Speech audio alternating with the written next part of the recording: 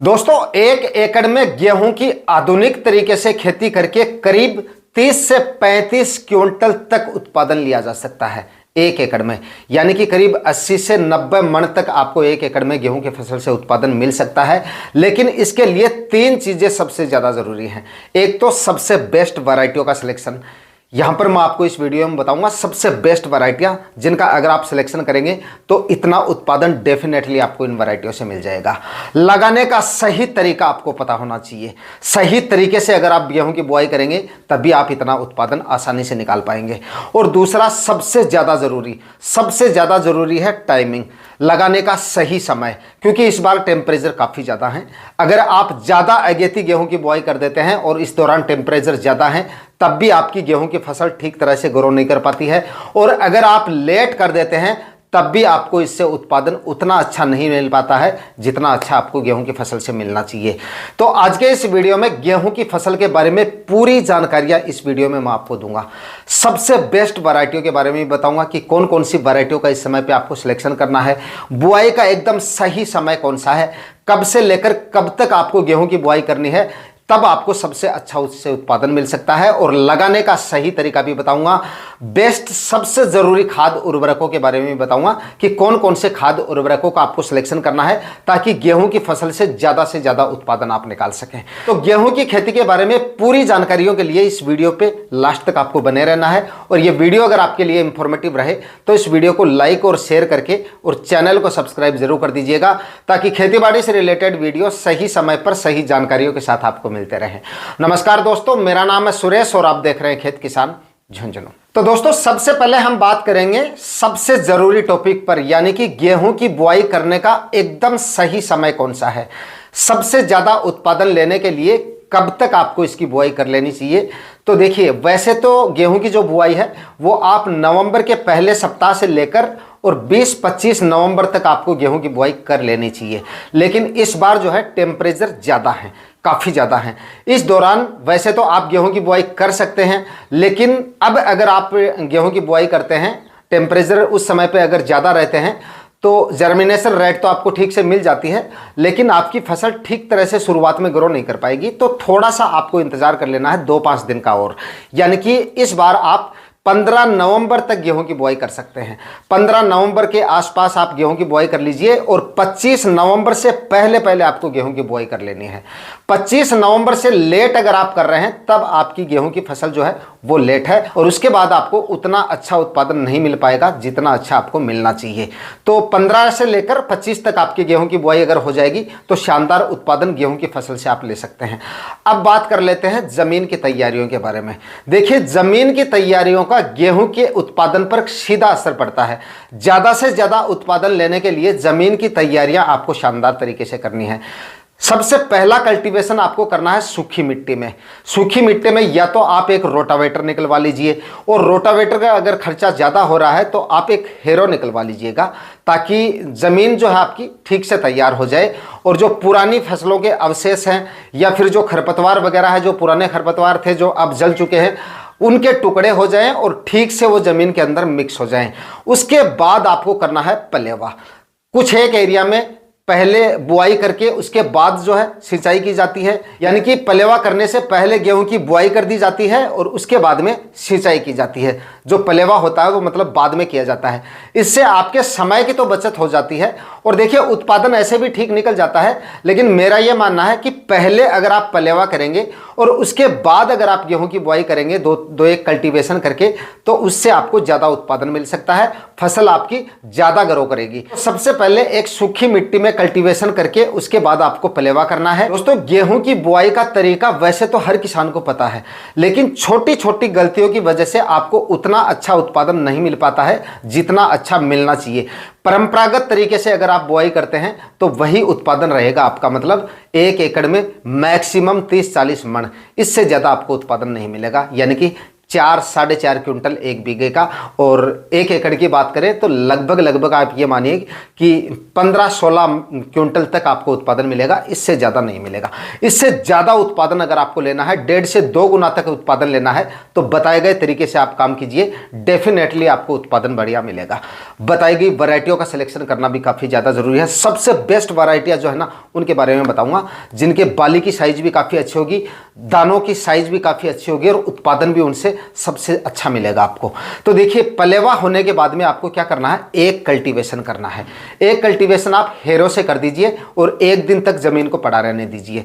ऊपर से थोड़ी सी मिट्टी को भरखरी आपको करना है, मतलब भुरभुरी आपको कर लेना है और हल्की सी नमी जो है वो हटा देनी है। मतलब 1 दिन छोड़ देंगे तो हल्की सी नमी जो है, ऊपर की जो नमी है वो हट जाएगी। उसके बाद अगले रोज आपको क्या करना है, एक कल्टीवेशन और करना है और ये कल्टीवेशन आपको कल्टीवेटर से कर देना है। कल्टीवेटर से कल्टीवेशन करने के साथ ही आप जो बेसल डोज डालेंगे ना, वो भी आप इस कल्टीवेटर से डाल दीजिए। लेकिन डालने का तरीका सुन लीजिए, काफ़ी किसान भाई गलती कर देते हैं यहाँ पे। कल्टीवेशन से जो बेसल डोज है वो डाल तो देते हैं, मतलब जो भी आप खाद उर्वरक, रासायनिक खाद उर्वरक डालते हैं वो कल्टीवेटर से तो आप डाल देते हैं, लेकिन इससे क्या होता है, कल्टीवेटर को गहराई में चलवा देते हैं और गेहूं की जो जड़ होती है वो झुंडी होती है, मतलब जड़ नहीं होती, मतलब मूसली जड़ नहीं होती है, उसकी झुंडी टाइप जड़ होती है, जो कि गहराई में नहीं जाती है, सिर्फ जमीन की ऊपरी सतह तक रहती है। और आप जो है कल्टीवेटर से जो खाद डाल रहे हो वो ठोक देते हो गहराई में। जब तक वो व्हाइट रूट्स, गेहूं की जो व्हाइट रूट्स है, जब तक आपकी खाद तक पहुंचेंगी ना, तब तक आपकी जो फसल है वो पकाई की अवस्था में आ जाएगी। मतलब आपकी फसल के कोई काम नहीं आ रहे हैं वो खाद उर्वरक जो आपने डाले हैं, यानी कि आपका खर्चा भी लग गया। मतलब मैक्सिमम 30-35% आपके वो खाद उर्वरक काम करेंगे, इससे ज़्यादा रिजल्ट आपको नहीं मिलेगा। तो इसके लिए आपको क्या करना है, ऊपरी सतह पे ही खाद उर्वरकों की बुआई करवानी है, ज़्यादा गहराई में बुआई नहीं करवानी है। काफ़ी किसान भाई क्या करते हैं, ट्रैक्टर वाले की भी गलती नहीं है, हम बोल देते हैं उसको थोड़ा गहराई में डालो भाई, थोड़ा ठीक लगाओ इसको, यह कमी है, हमारी कमी है, मतलब हम खुद बोलते हैं कि थोड़ा सा गहराई में आने दो इसको। तो इससे क्या करोगे, गहराई में लगवा दिया।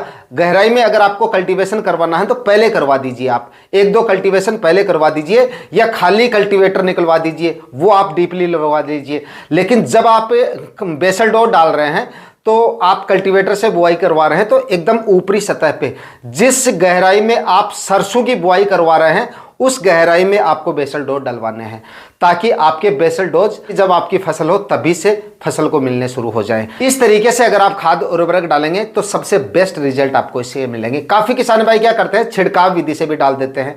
तो देखिए, छिड़काव विधि से भी आप डाल सकते हैं खाद उर्वरक, लेकिन उससे भी आपके जो खाद उर्वरक है, यूरिया तो काम कर जाएगी, बाकी के खाद उर्वरक भी काम कर जाएंगे, लेकिन आप जो DAP वगैरह डालते हो, जो दाने उसके ऊपरी सतह पर रह गए, उनका आपको उतना अच्छा रिजल्ट नहीं मिलेगा। तो देखिए, सबसे बेस्ट जो तरीका है वो कल्टीवेटर ही है। कल्टीवेटर से आप बुआई करवाइए और थोड़ा सा मतलब डीपली ना करवाएं, ये तरीका है। दूसरा, खाद उर्वरकों की बात कर लेते हैं कि कौन कौन से खाद उर्वरक गेहूं की बुआई से पहले आपको डालने चाहिए।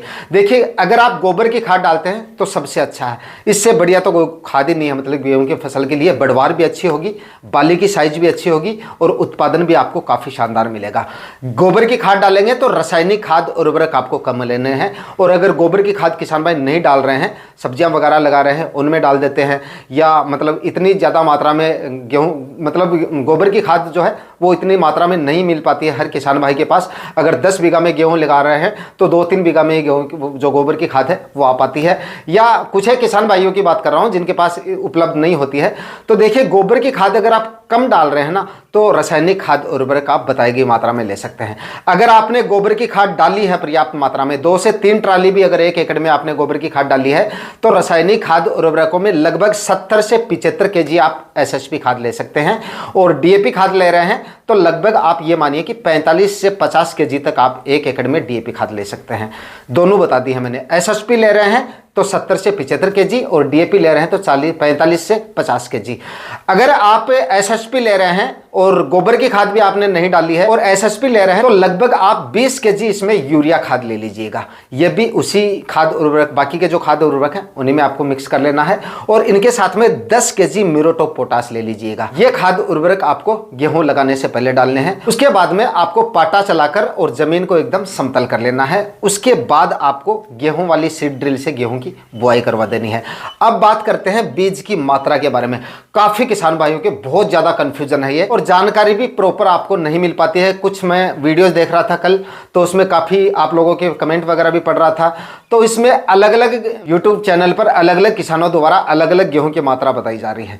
यहाँ पर मैं आपको जो गेहूं की मात्रा बता रहा हूँ वो अपने हिसाब से बता रहा हूँ, अपने अनुभव के हिसाब से बता रहा हूँ। बताई गई मात्रा आप गेहूं की ले सकते हैं, मतलब कि 45 से 50 केजी 1 एकड़ में आपको गेहूं की बुआई करनी है। इससे ज्यादा अगर आप बीज की मात्रा लेते हैं तो भाई आपको गेहूं का भूसा तो बढ़िया मिल जाएगा, लेकिन उत्पादन जो गेहूं का उत्पादन है वो उतना अच्छा नहीं मिल पाएगा। तो अगर आपको तूड़ी चाहिए तो आप गेहूं की बीज की जो मात्रा है वो 50 केजी से ज़्यादा ले सकते हैं, और आपको सिर्फ गेहूं के उत्पादन से मतलब है तो 50 केजी 1 एकड़ में गेहूं का आपका बीज लगना चाहिए, इससे ज़्यादा नहीं जाना चाहिए। देखिए दोस्तों, बताने में और करने में काफ़ी ज़्यादा फर्क है, और मैं इन चीज़ों पे प्रयोग करता रहता हूं, और जो रिजल्ट आते हैं उसके बाद में आपको बताता हूँ। लास्ट ईयर मैंने क्या किया, मैंने भी जो गेहूँ की बीज दर है वो 1 एकड़ में 80 केजी रखी। क्यों रखी? आसपास के किसान भाई रखते रहते हैं, मतलब कोई 60 केजी डालता है, कोई 70 केजी डाल रहा है। मैंने सोचा अपन भी करके देखते हैं, और मैंने 80 केजी बीज डाल दिया 1 एकड़ में। मैंने खुद ही बुआई की, ट्रैक्टर से, कल्टीवेटर से बुआई की, और 2 बार बुआई कर दी, एक बार इस साइड से और दूसरी बार इस साइड से, और लगभग 80 केजी नेट 80 केजी तोल के डाला मैंने। नेट 1 एकड़ में 80 केजी गेहूं का बीज डाल दिया मैंने, और उसका नतीजा क्या निकला? तूड़ी अभी तक पड़ी है हमारे पास, मतलब तूड़ी तो काफ़ी ज़्यादा हुई, लेकिन गेहूं का उत्पादन मतलब 1 एकड़ में मैक्सिमम 20 क्विंटल तक पहुंचा, मतलब 20 क्विंटल से ऊपर उत्पादन नहीं निकला। और पानी सिंचाई कर करके थक गया, मतलब काफ़ी ज़्यादा सिंचाई करनी पड़ी।